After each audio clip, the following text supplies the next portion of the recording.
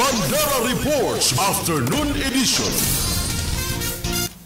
Mga sibilyang apektado ng baha sa bayan ng Dato Angal Mitimbang sa Maguindanao del Norte pansamantalang nanunuluyan sa mga evacuation center tulad ng Barangay Hall. Sa ilang mga lugar, mahigit 200 pamilya na ang apektado ng mabilisang pag-apaw ng tubig baha sa Barangay Brara sa Dato Angal Mitimbang, Maguindanao del Sur. Kagabi yan, araw ng Martes sa Maguindanao del Sur kagabi. Kinumpirma naman mismo ito ni Brara Barangay Chairman Datu Zamir Sultan. Ayon kay Kapitan Sultan, bandang alas 9 ng gabi nang mag-umpisang dumating ang mga rumaragasang tubig mula sa bulubunduki bahagi ng nasabing bayan.